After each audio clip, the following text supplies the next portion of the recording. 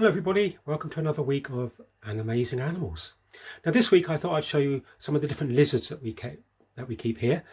There's quite a wide variety. Some are desert living and some like to live in the rainforest. So I'm going to try to show you some different bits and pieces. Now lizards, along with snakes and tortoise and turtles, are all known as reptiles, and being a reptile means you've got cold blood. So first thing in the morning, particularly after a chilly night, they need to warm up. So a lot of our reptiles actually have heat lamps that they can actually sit under to warm themselves up. And then also, if they're a desert living lizard, they need to have ultraviolet light so that they can process the calcium in their bodies using the vitamin D that comes from the sunlight. Okay, so let's have a look around. Okay, this is one of our bearded dragons. This one's called Merlin, and they come from Australia. Now these really are one of the most popular pet lizards in the country, and lots and lots of people have them. However, there are a couple of problems with them. One is that they eat an awful lot of live food, things like crickets and grasshoppers and mealworms, and Merlin can easily get through about 3 or 4 tubs of crickets a week, which could roughly cost you about £10 a week to feed them. Now he's called a bearded dragon because underneath his neck here he's got this big flap of skin. You can see it here, and what he'll do is if there's another male around, he will actually open that up and flap it up and down as a warning sign. Now the prickles around the outside of his body, you might think they're sharp and used to protect himself from predators, animals that want to eat him, but they're not. They're actually very soft, and the purpose is to break up his outline. If you live in the desert and have a straight outline, you stand out like a sore thumb, whereas if you have a wavy edge or prickly edge, they blend in with their surroundings, and they're a lot less likely to get seen by another animal, and therefore they won't get eaten. Now, one of the main differences between a lizard and a snake is that lizards have eyelids. If we're looking really close here, he can actually close his eyes. I don't know if I could just touch it here. There we go. He'll actually close his eyes, whereas snakes don't have eyelids, and therefore they cannot they cannot close their eyes. The holes at the side of his head here, they're his ears. He doesn't have sticky out ears like you and me, because if you live in the desert and you have a sticky out ear, if there's a sandstorm, any sand's going to lodge in there. So basically, just inside the ear there is like an eardrum, and if the sand lodges in there, he just shakes his head and it all falls out. This one's probably almost about ½ a metre long, which is quite a big one. So that's Merlin, the bearded dragon. This is another one of our bearded dragons. This one's called Red, and he's exactly the same species as the other one, but through selective breeding, what the breeders have done is they find a bearded dragon that's maybe got a little bit more red on it than another one, and they'll pair that up with another one that's fairly red, and eventually you end up with these sort of colourings like this. Now obviously the bright red ones like this wouldn't survive very well in the desert because they're going to stand out like a sore thumb. All the predators will be able to see them. Now actually he's double showing off a bit. You can actually see here that his beard under there, he's actually going quite dark, and that's a bit of a warning sign. That's what I'm saying, keep away from me. And he would use that rather than actually fight anything. That's really the only way that they will protect. They'd much rather to turn around and run away in the opposite direction rather than actually face someone and try to actually have a fight with them. But he's pretty cool. This is a young one. He's only just over a year old. As you can see, he's quite a handsome little beastie. Always on the lookout for insects, other food. Right, this is one of our blue-tongued skinks, and we've had her for about 8 or 9 years now. And this one's called Sheila because she comes from Australia. Now, unusually for a lizard, these ones actually give birth to live babies, whereas the majority of lizards, most lizards, actually lay eggs. And we were very lucky because about 3 years ago we actually bred this one, and she had 4 babies, and they were alive, and when they were born they were about 1/3 of the size of her. Now she's about 3/4 of a metre long, so they were really big babies, and they were totally able to look after themselves, totally independent, nothing reliant on the mum. So when they're born, basically they just run away from the mum and dad if they're around. Now she's actually going to put her tongue out, but there we go. She's actually called a blue-tongued skink. Now the scientists don't actually know why they've got a blue tongue. There's no logical reason for it. Some scientists reckon that what they would do is if they were threatened, they would just have to lay very still and stick the tongue out. Now normally when an animal dies, they tend to go a little bit blue. So by having a blue tongue sticking out, maybe make you look a bit like mouldy. So that's one of the reasons, but they don't really know why. Now these are an omnivore, so being an omnivore means they will eat both meat and vegetable matter and fruit.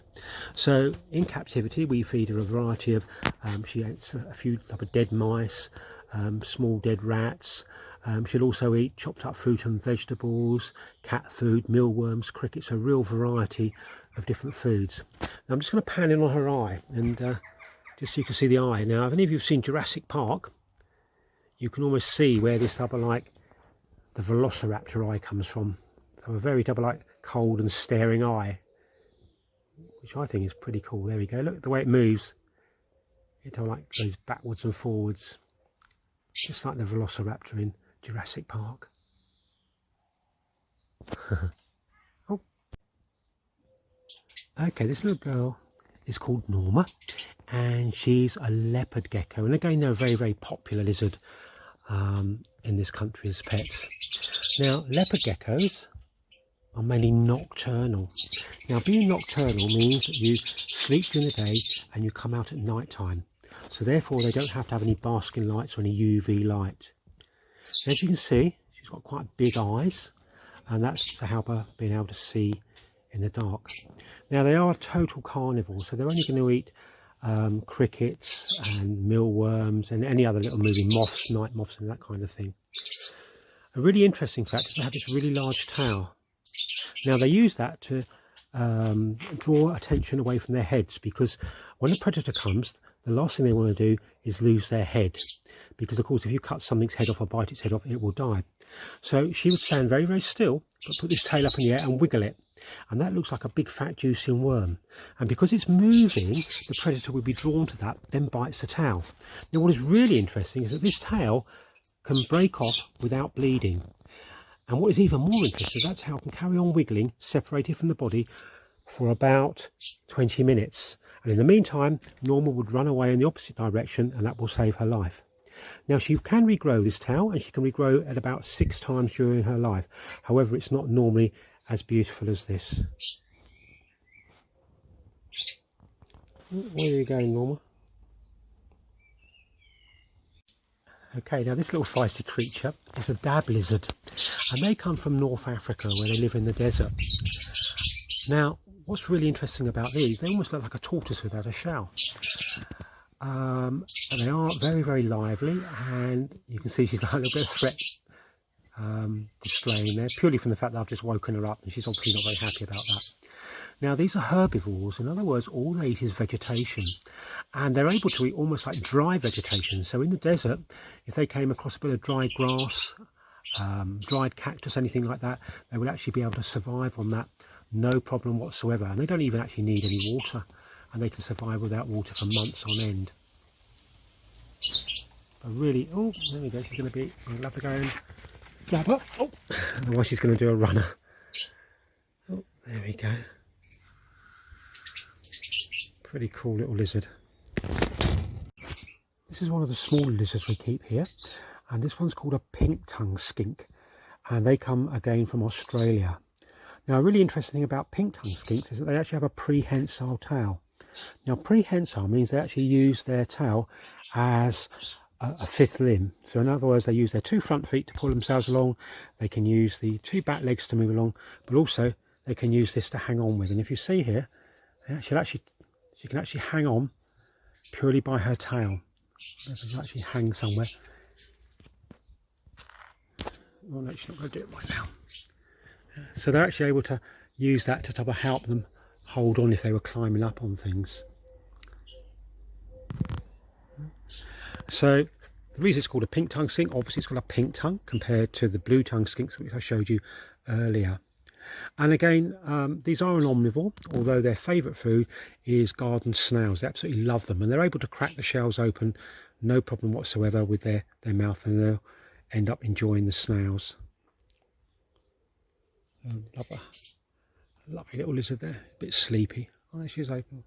She's awake. Now these ones give birth to live babies, exactly the same as the blue-tongued skink, but these ones can have anywhere up to 20 babies, and the babies are tiny when they're born. They're only about the size of a matchstick long, so a very tiny little animal indeed.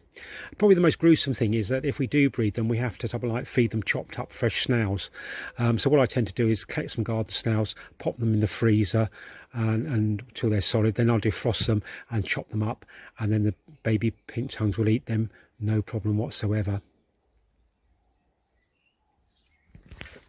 Well guys, that's it for another week of me showing you some of the animals. I hope you've enjoyed seeing them and maybe learned a little bit. I hope you're all keeping well, and I will hopefully all be well. See you next week. Bye bye now.